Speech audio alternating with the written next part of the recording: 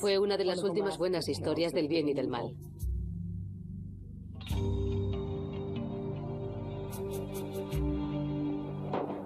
La mayoría de quienes trabajábamos en prensa rondábamos los 30 años y estábamos muy involucrados política y moralmente, por así decirlo, en lo que sucedía. Vivíamos viendo cómo se desarrollaban los acontecimientos. Estábamos presenciando los últimos años del apartheid. Había mucha violencia en los distritos segregados y en las zonas rurales consideradas puntos negros en cuestión de violencia negra. Pero existía la sospecha de que el gobierno estaba involucrado. Así son los estertores de un gobierno que deja de existir. Hemos de tener en cuenta que las armas eran hachas y machetes. Hablamos de masacres y ejecuciones puras y duras, y de gente capaz de colocar neumáticos ardiendo al cuello de otras personas para que murieran abrasadas. Eran actos de barbarie, asesinatos muy primitivos. Para los fotógrafos negros, no fue fácil cubrir aquello.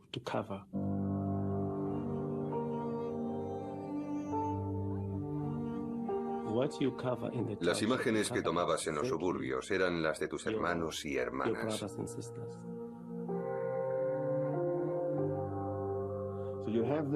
Te acercabas a los barrios marginales, donde había increíbles núcleos de violencia, y de repente, a las 9 o 10 de la mañana, podías estar de nuevo en Melville, comiéndote tranquilamente un croissant en una panadería. Resultaba bastante extraño. Luego, pasado un rato, ya a mediodía, llegaba el momento de archivar las fotos. Era una situación muy rara. La violencia más extrema se mezclaba con esa suerte de existencia improvisada en torno a hogueras de los suburbios. Les dejaba llorando, destrozados entre las ruinas de los suburbios, en casa de Penny, y me iba a almorzar con los tipos blancos. Aquello me hacía sentir mal. En ese momento pensé que les estaba traicionando.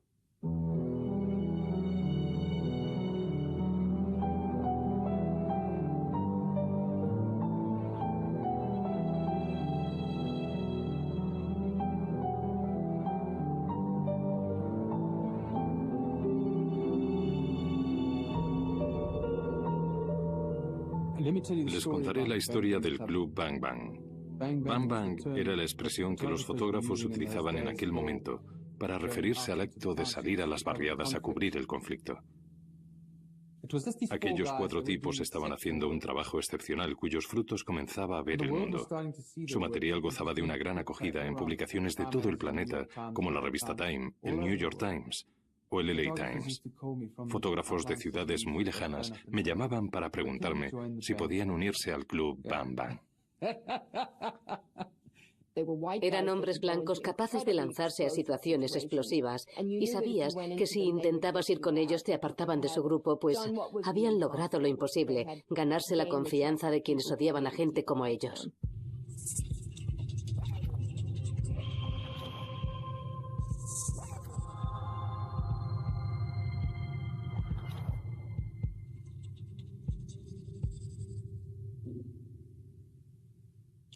Era un fotógrafo de los suburbios. Un hombre curtido, maravilloso, increíble, sensual, encantador. Las mujeres caían rendidas a sus pies. Créame, me miraban con envidia. Estaba un poco loco. Era un hombre que lo vivía todo con gran intensidad. Tenía mucho que decir y le enfurecían muchas de las cosas que pasaban en el mundo. Nos caíamos bien y nos llevábamos muy bien. Me gustaban su furia y su dolor, y en muchos aspectos me identificaba con él. Me recordaba a un niño. Era siempre muy directo y espontáneo. Mi hijo tiene ahora 2 años y medio y observo que hay impulsos que no puede controlar. Cuando está contento, va de un lado a otro bailando y me cubre de besos. Cuando está disgustado, en cambio, lo tira todo y se dedica a dar patadas a las cosas. Y cuando se siente solo, simplemente se echa a llorar. Kevin era así. Se mostraba muy impaciente con la gente que no entendía lo que pasaba allí y lo que él hacía. A nosotros nos respondía con brusquedad cuando le preguntábamos. Tonterías, como decía él. Creo que en algún lugar escribió que le resultaba imposible estar con gente que no sabía de lo que hablaba. Y tengo la certeza de que en ese grupo nos incluía a nosotros. Sus puntos de referencia en este aspecto es que eran personas negras y en cierto modo eso le hacía sentirse alienado, pues quería que su gente viera, creyera y comprendiera lo que sucedía en este país, pero no lo lograba.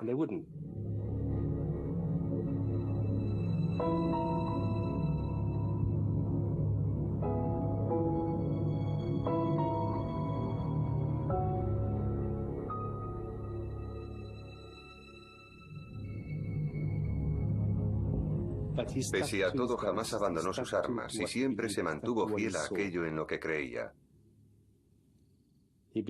Fiel a lo que veía. Creía en lo que hacía, y eso se convirtió en el motor de su vida, y le empujó a seguir adelante y a tomar más y más fotos.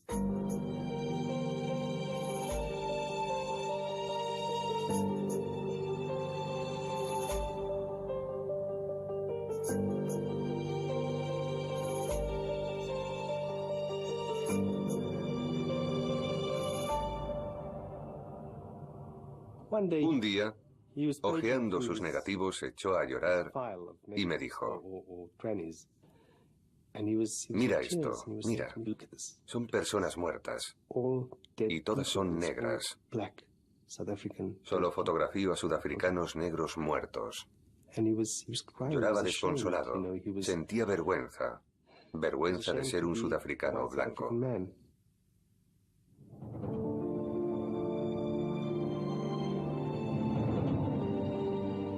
Johannesburgo era una ciudad rebosante de energía, una urbe de ambiente crepitante, a punto de estallar siempre al límite, con un estilo de vida indescriptible.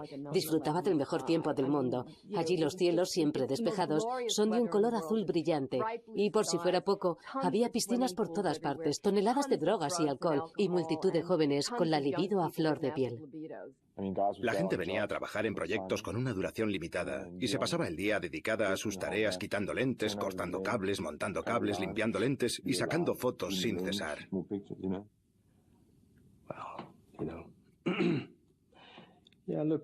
La verdad es que Kevin y yo consumimos drogas juntos.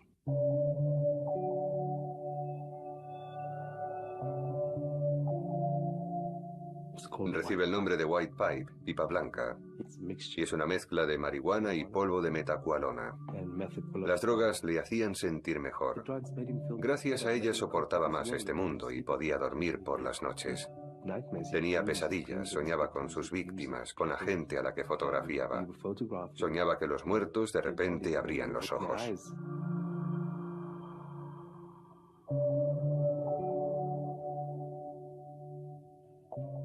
Por las tardes charlábamos muy a menudo en su coche. Nos sentábamos allí, él preparaba unas rayas de coca o abría una botella de whisky y hablábamos de la culpa, de aquellos individuos a los que no pudo salvar porque estaba retratándolos mientras los asesinaban. Hablaba sin cesar. Era evidente lo que estaba sucediendo. Todos vimos cómo Kevin se sumía en una oscura sima, su vía de escape. Teníamos un gatito, pero un día llegué a casa y no estaba. Kevin me dijo que se había enfadado con él porque se hizo pis detrás de su cortina. Así que lo metió en una bolsa de plástico con una piedra dentro. Cerró la bolsa y la arrojó a la piscina. Aquel día, nada quedaba en ese hombre del Kevin apasionado al que yo conocía. Jamás olvidaré esos momentos. Recuerdo con total claridad que pensé, algo va mal. Algo va muy mal. Un día Kevin vino a verme, todo desmelenado, se sentó y me dijo que tenía que hablar conmigo. Había pedido una cita y todo, así que le pregunté de qué se trataba. Escucha, dijo, quiero ir a Sudán. ¿A Sudán? ¿Y qué demonios quieres ir a hacer a Sudán, inquirí? Hay una historia, contestó, la lucha del SPLA, el Ejército de Liberación del Pueblo de Sudán. Quería ir a cubrir el conflicto.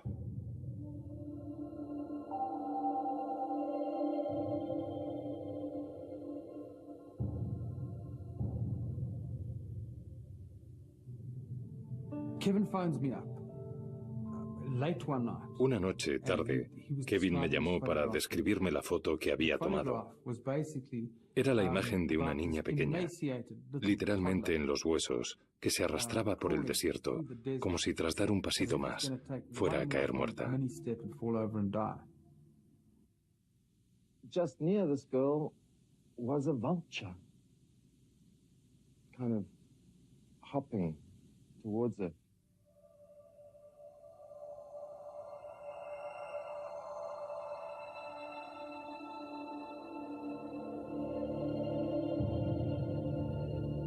I recognized what I was seeing as a very powerful set of symbols, and I wanted to be sure that I had the shot.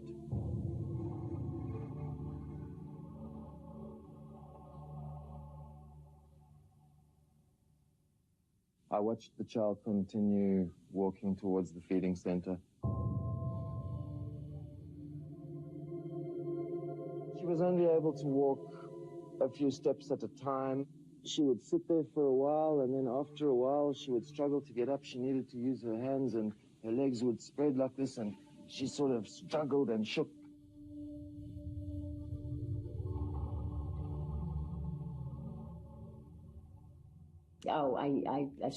Recuerdo que cuando la foto salió de la máquina y la vi, las manos me temblaban. La imagen se publicó en la página 3 y a la mañana siguiente recibimos una avalancha de cartas y llamadas. Mi primera reacción fue la misma que la de todos los demás. ¿Y qué hiciste, Kev? Le pregunté, ¿ayudaste a esa niña? De forma excepcional, porque no solemos hacerlo. Publicamos una nota del editor en la que relatábamos lo que le sucedió a la niña. Creo que a todos nos satisfizo poder contestar como correspondía a la cuestión que se nos planteaba. Probablemente sea la mejor fotografía sobre el hambre que se haya tomado nunca. Sin duda, en términos de sufrimiento humano, se encuentra entre las 10 mejores del último siglo. No podría ser de otro modo. Era una imagen con una fuerza extraordinaria. Cuando llamé a Kevin seguía allí. Recuerdo que le dije, tengo una buena noticia y una mala. ¿De qué se trata?, preguntó. Te daré primero la mala noticia, le dije. No tengo otro encargo para ti, lo siento mucho. Pero la buena noticia es que has ganado un Pulitzer. Creo que en aquel momento Kevin no entendió muy bien lo que eso significaba. Me escuchó. Hablamos de un par de cosas. Me contó que el coche se le acababa de estropear y que con el dinero del Pulitzer podría repararlo. La verdad es que me dejó un poco sorprendida, por decirlo suavemente. Así que insistí, Kevin, no lo entiendes, es un Pulitzer, acabas de ganar un premio Pulitzer.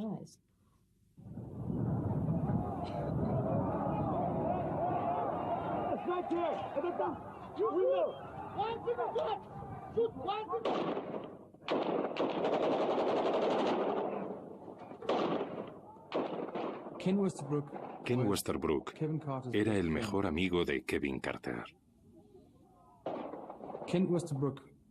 Y en mi opinión, y a juicio de otras muchas personas, el mejor de los fotógrafos del Bang Bang.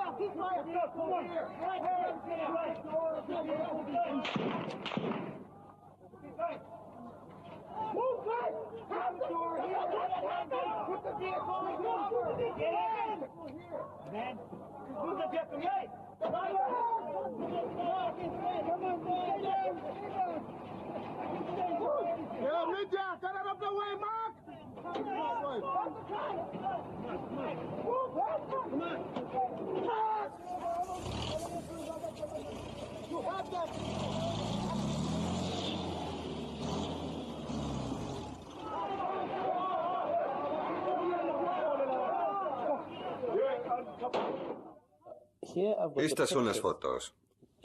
Y si se fijan, al fondo verán cómo se llevan a Ken Westerbrook. Para entonces ya estaba muerto. Después de ver a Ken morir junto a mí, pensé que no podría hablar de aquello por mucho tiempo, pues me causa un gran dolor.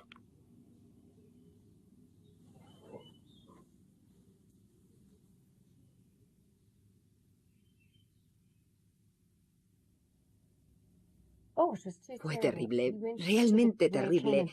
La tarde después de que Ken muriera fue al lugar donde lo mataron. Estaba totalmente enajenado y le atormentaba pensar que no se encontraba con ellos cuando sucedió todo. Creía que tendría que haber estado allí con Ken y no concediendo una entrevista por su premio Pulitzer. Un día vino a verme totalmente colocado, fuera de sus casillas.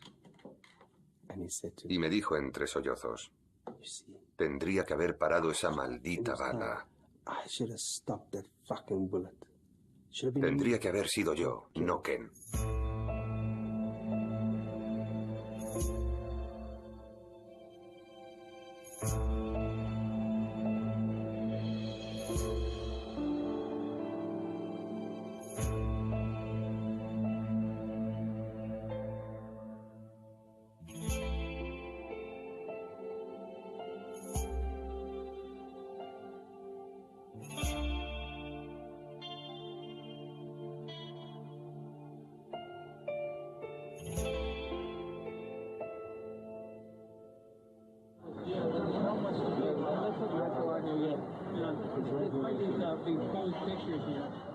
Me dijo que aquel era el comienzo del resto de su vida, que dejaría las drogas y daría vuelta a la página, que empezaría de nuevo.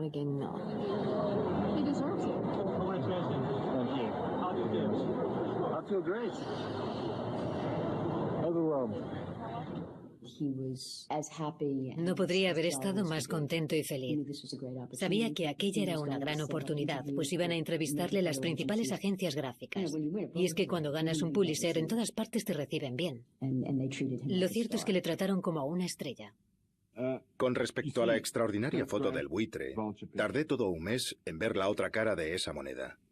Y es que mucha gente era incapaz de apreciar la grandeza de la imagen, porque en ella solo veían a Kevin negándole su auxilio a la niña. Aquello me molestó muchísimo. Si no se hubiera tomado esa foto, hoy en día seguiríamos sin saber que Sudán existe. La imagen despertó la conciencia de mucha gente y dejó patente de un modo increíble la necesidad de propiciar un cambio. Por ello, a mi juicio, quienes le increpaban y le preguntaban si no tendría que haber ayudado a aquella niña, adoptaron una actitud cruel y malvada.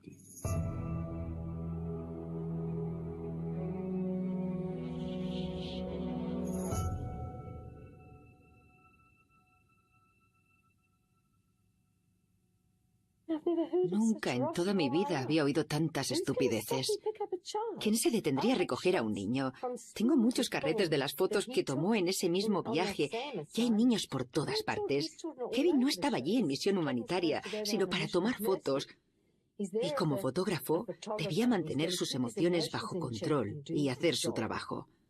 En ese momento estuvo acompañado de hombres armados que le condujeron a través de esa catástrofe absoluta junto al cuartel de la misión. Y sin embargo, se supone que era precisamente él quien tenía que hacerse cargo de aquel niño.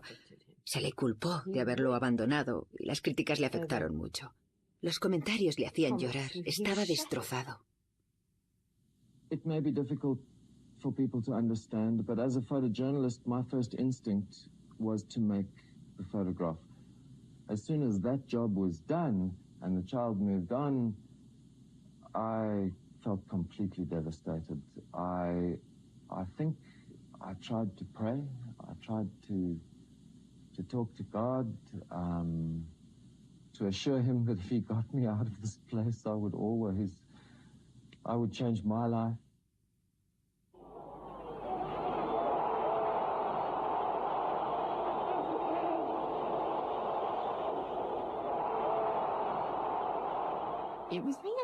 Fue bastante decepcionante. De repente Mandela accedió a la presidencia. El infierno que vivimos tocaba a su fin. El mal había sido derrotado y todo era bien, justicia y luz. Hasta entonces trabajábamos días y días seguidos. A veces incluso llegamos a pasar 2 noches sin dormir para cumplir con nuestras responsabilidades. Y de repente nos quedamos como aturdidos diciendo, ¿y ahora qué hacemos? Reinaba una sensación increíble de decepción. Nuestros niveles de adrenalina estaban por los suelos. Andábamos todos deprimidos, apáticos, callados. Creo que Kevin sufrió más que nadie en aquella situación. Era como si aquello por lo que había luchado y vivido de repente hubiera dejado de existir. ¿Qué sería a partir de entonces de su vida? ¿Qué iba a hacer? A partir de aquel momento, tenía que vivir habiendo ganado un premio Pulitzer. Y creo que Kevin no confiaba en poder seguir tomando fotos como la que hizo para el New York Times. Desapareció durante varios días y nadie pudo encontrarle. La gente le llamaba para encargarle proyectos, pero él no se levantaba de la cama. Poco después, la revista Time le ofreció un viaje a Mozambique, algo que tenía muchas ganas de hacer. Cuando volvió, vino a verme. Nada más aterrizar en Johannesburgo, se subió al coche y vino a verme.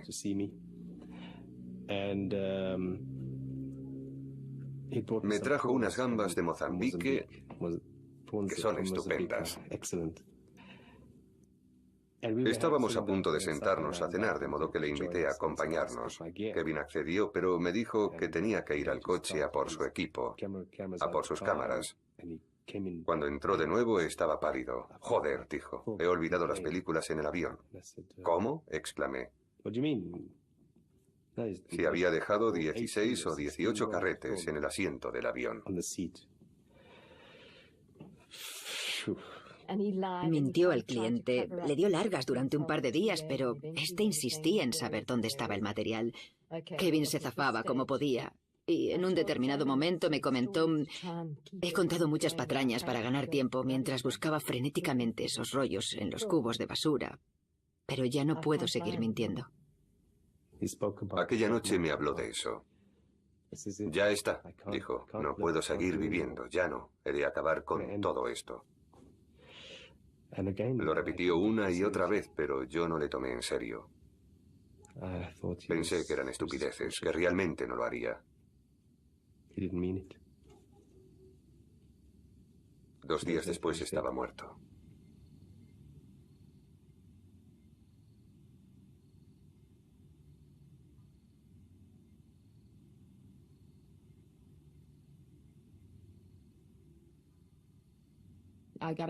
Me llamaron para avisarme de que estaba en la morgue. Y recuerdo que lo que más me sorprendió fue que el tatuaje de África que Kevin llevaba parecía destacar mucho más sobre su piel amarillenta y de aspecto ceroso. Escuché lo sucedido en las noticias de una emisora de radio local. Decían que lo habían encontrado en su coche, en un parquecillo, no muy lejos de nuestro antiguo hogar.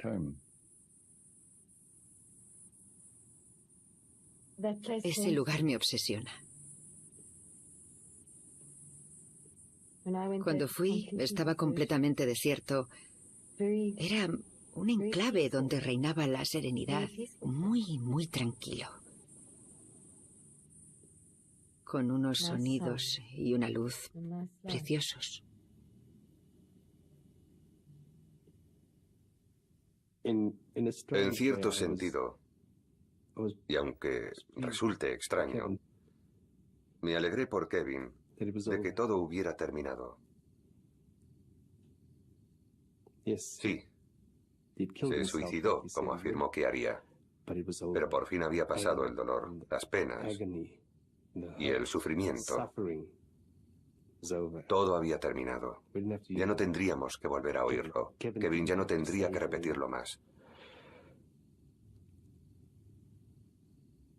Todo había desaparecido.